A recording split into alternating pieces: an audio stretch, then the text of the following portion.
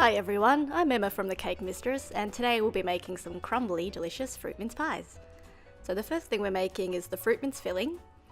So far we've added all of the dried fruit to a food processor, and we're going to blend it until it's nice and smooth. Inside the bowl I've put some currants, raisins and sultanas. Just wear it around there. It'll get quite sticky once it's all mushed together, but that's the point. It's to make our filling beautiful. So to the mixed fruit, in a moment we're going to add some green grated apple, almonds, orange zest and their juice, lots of spices, some melted butter and a generous amount of brandy. Don't forget to add brown sugar, which I almost forgot to add. To stir it till it's all combined. Oh, there it is. That was close. Stir it until it's all combined, all together. Just like that. You might have to mush up the fruit a little bit, it can get a bit gluggy. Cover it in cling film and you're going to leave that to soak in the fridge for 2 full days if you can, for the best flavour. But it's still okay to use straight away if you don't have the time. So after the fruit mince filling has soaked, a couple of days later you're going to make a sweet short crust pastry. Making the short crust pastry from scratch can be scary, but my top tips are to not overknead the dough, make sure your butter is cold and the room isn't too hot, avoid too much moisture, and make sure you let the dough rest in the fridge. So far we've added some plain flour or all-purpose flour, cold butter and a touch of baking powder to a food processor and blended it to make a breadcrumb texture. I've possibly taken the mixture a little bit too far here, so it's not quite crumbly, but it turned out okay. You can also rub the flour and the butter together if the weather is cool enough and your hands are cool enough, but it was too hot here in Australia, so a food processor was better. We've just made a well in the middle and added the sugar and egg yolks and stirred it together, and then tipped the dough onto a floured workbench. Work very gently so the dough comes together, but don't go overboard kneading it, just handle it as little as possible. So mine was quite sticky. I mean it's summer here in Australia when it's Christmas, so it's quite challenging. Once it has come together, we're going to wrap it in some cling film or plastic wrap, and it's really important to let it rest in the fridge for at least 30 minutes. And this step is very important if you're making a short crust pastry. You have to let it rest and chill. Rest and chill. It's a good life motto. So while it's chilling, you can prepare your fruit mince pie tin. So I've just used a regular old muffin tin. Measure the size of the hole and find a round cutter roughly the same size. So for me it was the head of a babushka measuring cup.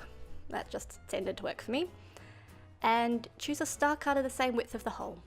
Make sure you spray each hole with non-stick spray and make sure it gets right into the edges so those pies do not stick. That would be a disaster. To make your life easier, we're also going to make some wings or handles out of baking paper to help you pull the pies out once they're baked. So we're cutting some thin strips of paper, like so, and then we're going to place each one in the hole so that 2 ends poke out like handles. And once you've put your pies in the holes like that, it's going to make it so much easier to lift them out. So after half an hour, get the short crust out from the fridge. Gently work it together, but you don't have to heat it up in your hands. I had to add more flour because it was really, really hot on the day I was trying to make a short crust pastry and my dough was getting really sticky.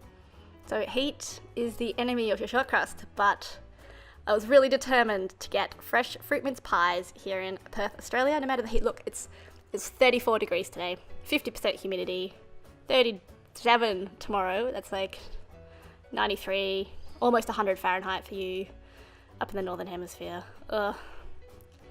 Makes pastry making a total pain, but so worth it. Delicious homemade pastries.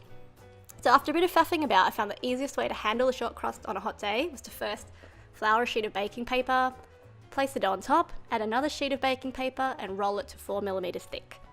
Then you can just peel the shapes off the paper gently and press them into the muffin pan. The less you handle it, the better it goes. Add a tablespoon of the fruit mince filling, just like that. Fill it to the top, but make sure you don't get it touching the sides of the pan because it will get stuck. And then top it with a little star. I've also brushed the tops with some egg whites so they'll brown up nicely in the oven. There they are, all done. And thumbs up. You also didn't see me doing a little happy dance earlier that I didn't put in the film. I also sprinkled some sugar on top of half of them, just to give it a bit of a crunch.